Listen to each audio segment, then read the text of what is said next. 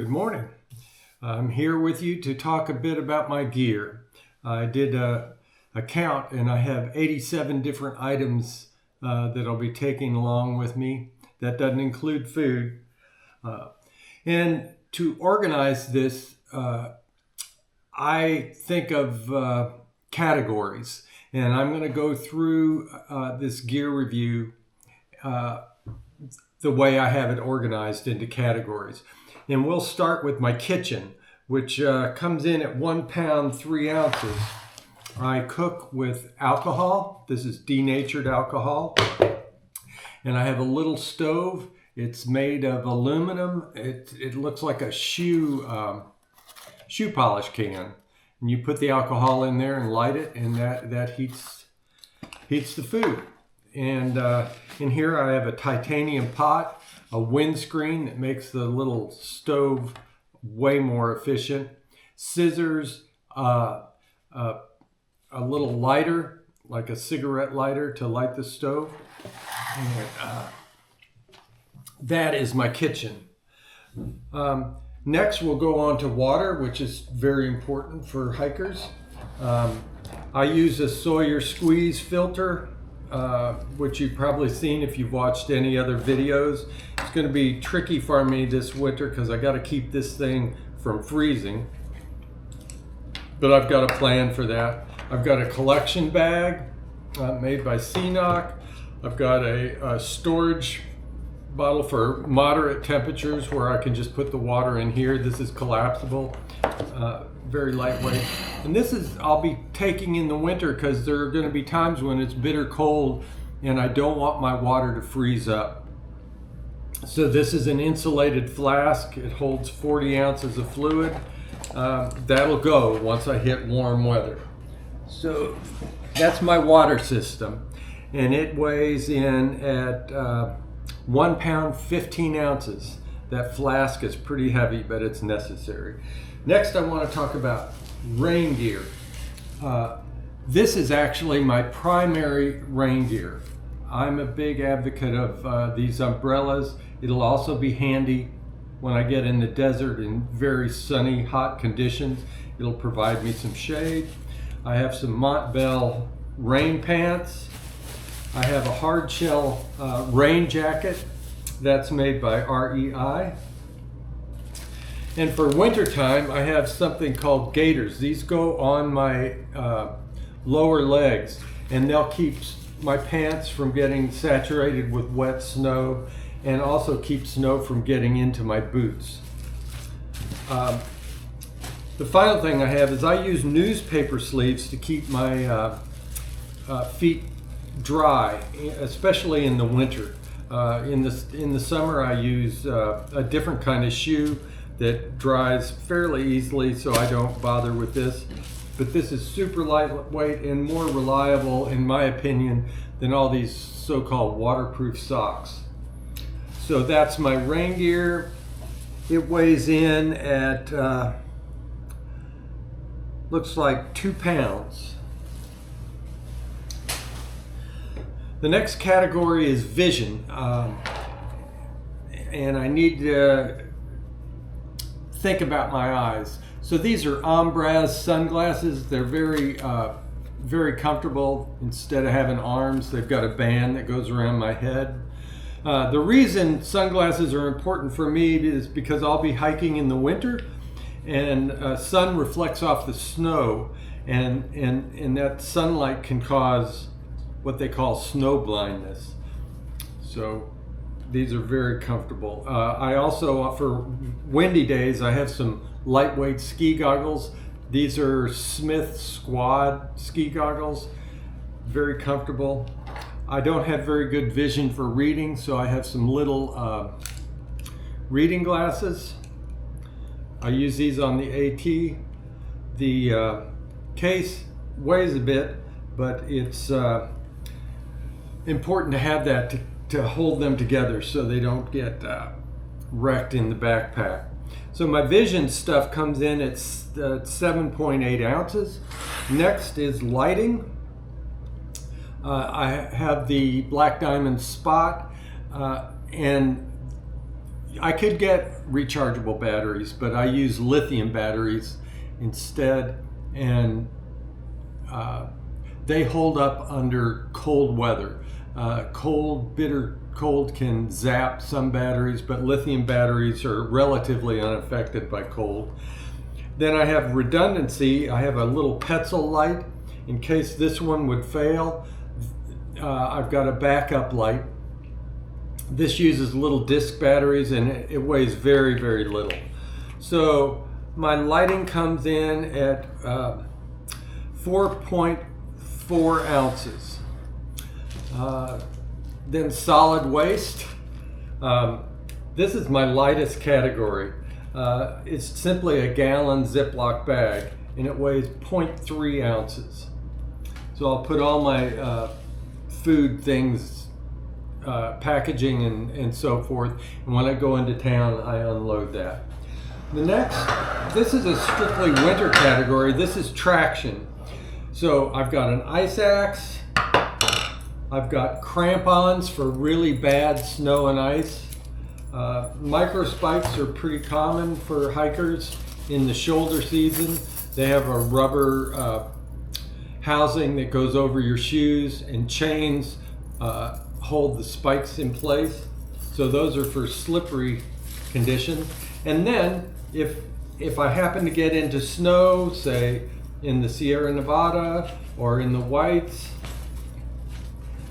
or Maine up north, I've got snowshoes, so I won't be doing post holing. It allows me to walk on top of the snow instead of crashing through. All that traction equipment for winter, it comes in at 8 pounds, 5 ounces. That's a lot of weight.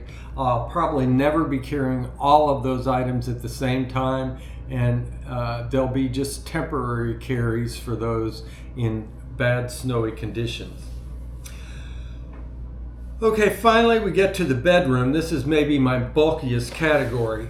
For wintertime, I have a Western Mountaineering 0 degree bag. It's down. It weighs 2 pounds, 15 ounces. And it's obvious this thing is really bulky, but it's very compressible also. So when I store it, I want it fluffy because I want it to maintain its normal structure. But when I'm on the trail at the end of the night, when I wake up in the morning, I'll stuff this into this sack, and this is a compression sack. It has straps that allow me to compress it into the tiniest form I can so it will fit in the backpack. I have, for wintertime, I have these ridiculous looking booties. They're made of down, and the pair of them weighs under 4 ounces. But that'll be important to keep my feet warm at night. I have a sleeping pad arrangement. This is a Thermarest X-Therm, I think they call it. And it has a really high R value, or at least for the trail, of about R7. I use this thing to do the long trail and the AT, and it's still going strong. This is what I use to store it. It's a giant stuff stack, but it has a special hole in the bottom, and there's a rubber grommet that the nozzle of the mattress sticks into. So I just fill this bag with air and squeeze the air in there. It takes about 3 bags to blow up the mattress. And by using just the ambient air, I keep moisture out of the pad, and it lasts longer. I have a backup pad. This is a Nemo switchback. It's a folding pad, very lightweight, and it's handy for laying down to, I can walk on it if I'm in a shelter, and it makes it easier to get dressed. It's also a backup in case my Thermarest pad would happen to develop a hole. At least I won't be sleeping directly on the cold ground. So that's a bit of luxury redundancy, you might say.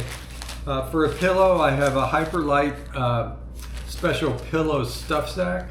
I'm going to be carrying extra clothes. I can store them in here and use that to fill the pillow. So it's super lightweight, and I don't have to carry an extra dedicated pillow because I need a stuff sack for clothes, so I know where to store them. Anyhow, in the winter, I'll be wearing extra clothes to stay warm. These are silk long johns. This is a cashmere sweater that I picked up at a thrift store. And I think that is about all of my sleep system. So not only is that bulky, but it's fairly weighty. It comes in at 6 pounds, 8 ounces. But again, this is winter gear, and it's going to weigh more than what I carry in the summer. So now we have the electrical system. And anymore, this is an integral part of any pack system. So I'll have 4 things that I need to charge. One is the camera, which is a DJI Action 4, and I'll have extra batteries for that. And then I have a watch. This is a Garmin Phoenix, and it'll have maps on it and all kinds of data that it records. The ubiquitous cell phone. And the final electrical device I have is a Garmin InReach Mini, which is a satellite communicator in case I get in trouble and need to be airlifted or have search and rescue. And it allows me to send a few messages also.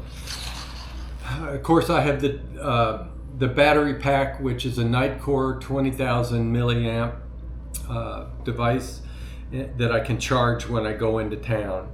So the electrical system altogether comes out at a hefty 2 pounds, 13 ounces. This is something that's most hikers don't like at all. This is a bare canister. This one is made of carbon fiber, and it's very stout. It's been proven over and over to be not accessible by bears. And I've done the PCT bear hangs where you throw the food over a tree branch. The thing is, it takes a lot of time to do that, and those suitable trees are not necessarily available in all locations. And finally, bears are very strong, very athletic, and they can train each other. So in other words, once you get into a situation where there's a population of bears that have figured out what a bear hang is, they can defeat it in a heartbeat. And I know that from experience. So this will allow me to store my food safely away from not only bears, but also mice and raccoons or any varmint that wants to get them. And it allows me peace of mind. I sleep much better with it. It's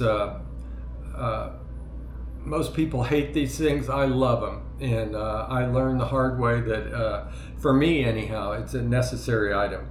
So I consider this my gas tank because food is very important on the trail. This thing weighs a whopping 2 pounds, 6 ounces is what I had it at.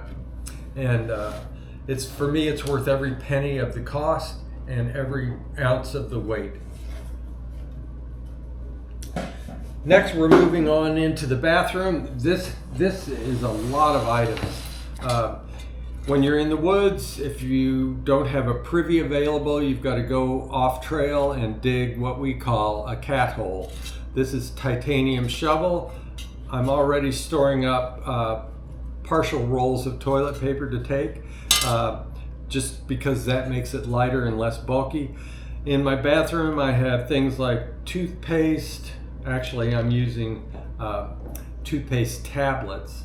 I'll have some medical emergency supplies, things like ibuprofen, tape, leukotape. I'll have my shaver and toiletries, deodorant, shampoo, sunblock. And so altogether, I have my bathroom items coming in at 1 pound, 4 ounces. Next on the list is my structure, and I use a tent that comes from a company in Asheville, North Carolina. It's not widely advertised, but I've been super happy with it. I used it on the Long Trail and the Appalachian Trail, and it worked great for me. It's called a So Long 6, I think. It's for extra tall people, and it's a staked tent, so I have stakes to go with it. I use my trekking poles to set it up, therefore I don't have to bring extra poles. And I use a ground cloth. This is made of Tyvek. Altogether, my structure comes in at 3 pounds, 6 ounces. Next, we're going to what I call my closet. This is clothes, and I'm including all the clothes that I'll be wearing on my body as well. So normally I use trail runners. They're super lightweight, they dry easy, and but I'll be hiking through the dead of winter along the East Coast, and I'm going to use some boots. These are North Face Vectives, and they're somewhat waterproof. They're sort of a hybrid. You could have heavier duty boots, I guess. These weigh only about 2 pounds. And another reason for boots, aside from the fact that they're a little warmer, is that these will hold up better when I strap on my traction stuff, like the Microspikes and the Crampons and the Snowshoes. So that's my shoes. I've got things like liner socks. I like Injinjis. Actually, all my clothing, when I can, will have merino wool as the main fabric. It can keep you warm even when it's wet. So I'll have 3 pair of socks with me. I'll have a couple pair of underwear. It's wintertime. I'm not going to be wearing shorts. So I've got some pants. And I have a fairly heavy wool shirt that I'll wear. I've got a hat. This has a brim on it for real sunny days. It'll protect my skin somewhat. I've got a lightweight pair of merino wool gloves, a balaclava for my face on real windy days, of course a stocking cap. This was handmade for me by someone, and I have a little hole so I can put my light on and put the hat over it, and that light will shine through there. I'm going to wear a vest, and I like this vest because it's got a lot of pockets. This is made by Outdoor Research. It weighs something around 8 or 9 ounces. And I've got to keep my water filter from freezing. So I'll probably wear this most of the time, and it'll allow me to keep the water filter from freezing. For real cold days, I've got some merino long johns. These are ridiculously heavy mittens. They're 2 layers, so on warm days I can skip these inner mittens and just wear these. These are waterproof, and it is extremely important not to get your hands too cold. If they get too cold, and I know this from experience, if they're too cold, you can't even open your pack because your hands will cease to function when they get cold enough. And the final item is my puffy. This is made by Montbell, and it weighs just a little over, just a tad over 9 ounces. It's incredibly warm. And this has a hood as well. So that's the clothing that I'll take with me. The last category is miscellaneous. And it'll include things like these toe warmers that can be used with my gloves or my hands. Never used these before, and I don't know that I'll need them, but I'm going to have them along just in case. I'll have some cord, not all this much. This is made by Lawson Rope Company. It is very strong, very lightweight. Great to have along when I need to dry my tent or clothes or whatever. A compass. It's always found on the most needed list of the most needed items in any pack. Hardly anybody carries them. I took a 4-day class on learning how to use it. So I'll have a map and compass. A little Z-pad. These things seem ridiculous, but boy, I really liked having it on the trail. When you find a place to sit down and it's all wet or snowy, you can lay this down and your butt stays warm and dry. You'll see a lot of people carry these. This I carried on my 2 long previous hikes. It's just a whistle, and I hope I never have to use it, but I'm glad to have it along in case I do. It is so loud I have to cover my ears when I blow it. So this will carry a lot farther than my voice if I get in trouble. And the final miscellaneous item is a fanny pack that I can put a camera, cell phone, snacks, and as I'm hiking along the trail, if I get hungry or need an item, I can just pull it out of here. This will be on my around my waist, and I can access it easily, and it allows me to continue hiking without having to stop and get my pack off and open it up and go through all that rigmarole. This is very lightweight. It's something like 4 ounces. So never used it before. I'm excited to have it along. And then finally, the pack itself. I've got 3 different packs. A new one that's on its way. It's a ULA Ultra Catalyst. It sheds water, which is one of the main reasons I wanted it. And I'm quite excited to have it along. I've got an Osprey 85 liter, which is a giant pack, but it carries weight so easily. And it weighs a lot. It's over 5 pounds. And then I have a Sierra Designs pack, which is kind of in between the two. So I'm all set with that. But that's my gear, and that's kind of the way I organize my pack. You can see with this number of items, you've got to be somewhat organized, or you'll never find things and you'll lose things. Well, in all the excitement, as I finished the gear review, I forgot probably the most important thing, and that is what the total weight is. So all those items that I spoke about will come in at about 40 pounds, 5 ounces, which is a lot. But again, consider this is winter gear. And so once I shed the snowshoes and the crampons, and that's going to take things down by 6 pounds right off the bat. I failed to include the weight of water, and I failed to include the weight of food. So on my winter hike, I could be carrying as much as 45 or more pounds at any one time.